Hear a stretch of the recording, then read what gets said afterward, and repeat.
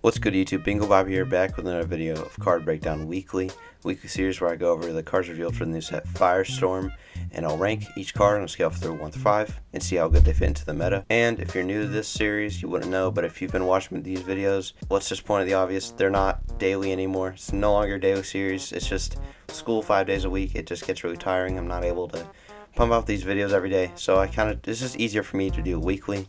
I just kind of go over every card for the previous week, and then sometime next week I will go over all those cards, and then so on and so forth for every week. Now this is better for me because I can actually get out videos on time, and it's better for you and my audience because they're higher quality videos instead of just videos that are made in like 2 hours, which aren't going to be good. But I just kind of wanted to clarify that before I started. I kind of started on an odd time to do this, so it's only 2 batches of reveals. So it'll be a little bit shorter than the videos that will be soon to come, but I still wanted to make this video anyways. But enough yapping. The first cards we're going to start talking about are the new Lunar Cards. First one being Werepup, Champion of Artemis. This is a 3/2 Lunar Celestial that says, you can special ascend this Werepup to like a void from your hand or deck if an opponent has at least 2 suppressed cards. In its second effect, when this Werepup is destroyed in battle, you can suppress a card on your opponent's field until the next turn. First half of the effect makes it pretty good if you can suppress. I mean, Dense Fog, like, guaranteed suppress a ton of Celestials, but they have Lunar, it's kind of like you're screwed. Artemis and Cockadoodle are really, really good suppressing cards. Like, Cockadoodle is actually kind of insane. Sticks really well, and it's just, as long as the Cockadoodle is, like, enchanted, you can suppress something. That's pretty good. And then plus Artemis, you already got that effect done. Second half of the effect, it's like, whatever. I mean, sort of just okay. And then you can also get Necrolith alive very easily if you manage to get 2 suppressed. I mean, it's like 2 birds, 1 stone. Yeah, you special send the Werepup and you have Necrolith summon. That's pretty good. Activating this effect seems a little difficult to do consistently, but if you do, you go into the new Like a Void, Champion Artemis Like a Void. The stats are crazy. This is 6/5, 2-cost Lunar Celestial, 6/5 is insane. It says when you cast this Like a Void, you can special cast any number of Werepup from your deck with a Lunar Spirit suppressed. You can destroy a suppressed Celestial on your field. If you do, destroy a suppressed Celestial on your opponent's field. So, this card, if the casted Werepups were not suppressed, this card would be just broken, top meta. Being able to search like 3 full moons is dumb and broken, but thankfully they are suppressed. That balances out. And the whole like destroying a suppressed Celestial in your field to destroy one in theirs, as you imagine, you would just be like destroying the Werepups because like they're kind of useless. I would say like, it's kind of double-edged sword, but I mean the Werepups are useless, and it's free destroyal, which is okay. I mean, I feel like, I don't know, it's a little hard to rank this. I feel like the other like voice better, but the 6/5 is really interesting because out of Cryoblast range destroyal, that's pretty good. And you could just go Necrolith again. Like I said, you just go Necrolith plus this, and then you just have what's nasty about this card is that you just go into Pharaohgeist immediately. Necrolith, you have the 2 Werepups, you have the Like a Void. I mean, plus full moons. I did this free Pharaohgeist Central. Yeah, it's pretty crazy. But if I had to rank both these cards, I would rank the Werepup like 3 out of 5. It seems okay. It has potential to be good if you have easy ways to suppress in this next set, like easier ways besides Dense Fog. That card's gonna be pretty good. And then this one, it's tough. It's tough between like 3 out of 5, 4 to 5. I think I'm gonna put a 4 to 5 because the stats are really crazy. But I don't know, the whole like not getting rid of back row unless you have a Hurricane, like it's like the whole back row thing is kind of still into question. But again, stats are crazy. The next card is Pandulance, Champion of Artemis. This is a 4/1 Lunar Celestial that says when 1 or more Celestials become suppressed, or when a player plays an Celestial suppressed, an opponent must expend 1 Spirit. Is the best way to describe this card. I mean, it's like so weird to use. It just feels awkward to use. Like, you Artemis, so burn for 1, joke's on you. Or like you just go to the new Werepup to the new Like a Void, you summon 2 suppressed Werepups that's burned for 2. Yes, I burned for 2 spirits. Joke's on you, but now I win. This is definitely worth my normal cast. Like, this card just seems bad. and just awkward to use, just like the old Pandolins. It's like, oh, I can get a counter room, but you're gonna see it. So, honestly, no. Yeah, this is kind of just weird to use. 2 out of 5, it's pretty garbage. But, I gotta say that this next card is the exact opposite. The new Spectre's Champion Garments. This is a 4/2 Lunar Rushel that says, this Spectre's can be special cast from hand with a Lunar Spirit if an opponent has at least 1 suppressed card. That is insane. 5 out of 5, no doubt. And let me explain why. 1, you can just go into Ferrogeist like this, plus the Leica Voids, the Werepups, even the new and old ones, Full Moons, Necrolith, I mean, maybe Gloombat. I don't know if people are going to play into that. Like, this is adding on to ways to go into Ferrogeist. Super easy. Also, the honorable mention, Bugs.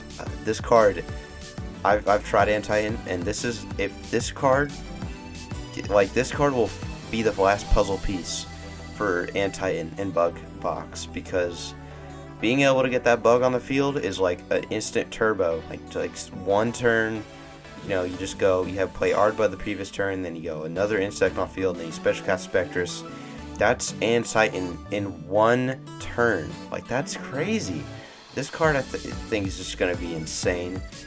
I could be wrong. I'd be very surprised. I think this card's just going to be in most lunar decks and in like every bug deck, no matter what.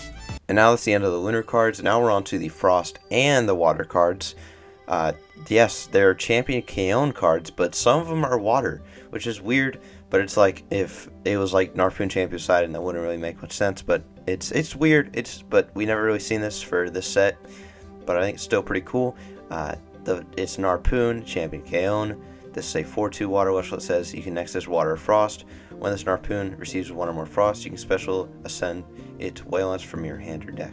So this card seems pretty good. Going into the new Waylands, obviously there's going to be new Waylands. But the old Waylands is going to be crazy in this set. Say, just like the card we just talked about, the Spectress. That card is like, say you go into the new Waylands, you get to destroy all the variants of that. So you kill a Spectress, you get to kill all the normal Spectress and all the title variants. It's sure, you can't be like, oh, I kill all title of Festias. You can't name titles, but you can name just names. So that seems pretty good for this set. Pretty good counter. That card I think is going to be pretty meta, which makes this card a 3 out of 5. Just a solid card. But the new Waylands, I don't know how I feel about this. It's Water Frost, 7/5, 2-cost Celestial. Says this Wayland deals piercing damage. When this Wayland declares an attack, you can Nexus up to 4 Frost Spirits from any number of cards from your field onto it. So this the Nexus effect is created for any amount of card. That is literally the best Nexus in the game we've seen ever. But Shield kind of just ruins this card, kind of fucks it over. You just get shielded, and it's like, well, what do you do? That's like, I don't know. If tied with Hurricane, this card is insane. If they have no back row, this card is insane. It's pretty easy to go into, actually. You just place an Harpoon, Nexus, and straight into Waylands. They have late game. It's a decently cheap combo. You just go into that. It's pretty crazy, but I don't know. The only counter I would see is a good side deck against like Hermes Toolbox. Say they're using that new carry-off. That's like, it's like a really bad Earthquake. It's like you can discard it with Hermes effect to just target Shroy and Celestial with like for how many spirits they have on it, not the enchantment cost, but how many like spirits on it, which is really bad against this card. But for right now, it's 2 out of 5. Like, I don't think this card is gonna be good at all. And maybe I think the old Allowance is gonna be like broken or like in top meta for sure. But this one, I don't know how I feel about this one yet. Maybe I just don't see it, but it doesn't seem too good. Just Shield seems like just too good of a counter to it. The next card revealed is Broomlink's Champion Kaon, an actual Frost Champion Kaon. It's a 4/2 Frost Celestial that says, when you cast Broomlinks, you search your deck for a Mountains of Boreas or a Blizzard and add it to your hand. Having to search it for stadiums, even if it's just Frost, like even just one element, that's pretty good. Forces you to, it allows you to not use Jolton if you want to do like stadium decks. And searching Blizzard is interesting because the next 2 cards I'm going to talk about use like kind of sync. What would be the word? Kind of like sync up with this card. They go together. And Blizzard actually isn't that bad. It's sort of like Thunderstorm. Just Thunderstorm can target all runes, while Blizzard can only target face downs, but cannot be chained. Pretty good.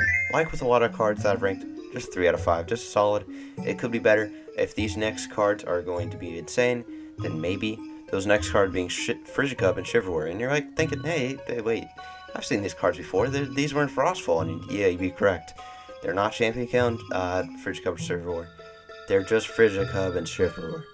I'll leave my thoughts how I feel about these after I rank the actual cards themselves. First off, the Frigicup is a 4/2, 1-cost Frost Special. It says you can return a Blizzard from your underworld to your hand. Doesn't really seem good on its own, but the next card, Shiverware, it's a 7/5, 2-cost Frost Celestial.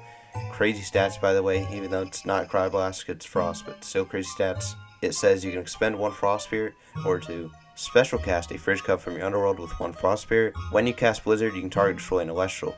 So you see why all 3 of these cards kind of combine together. I don't know, it seems a little expensive. Doing the Shiverware expend, then you have to use a Spirit to cast the Frigicup, then plus the Blizzard. I mean, that's like 4 spirits. I mean, it seems just a little expensive.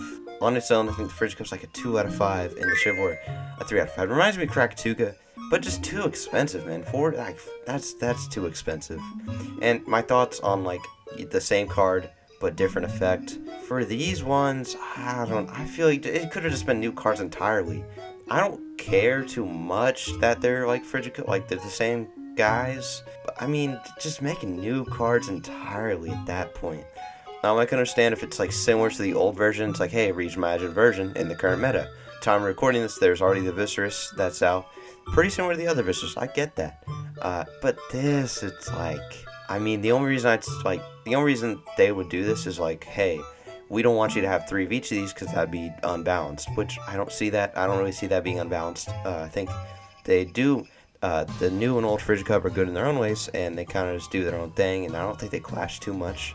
But who knows? I could be wrong, but I don't think I really like this system too much. But I don't know. I might have to get used to it because they might be doing this a lot.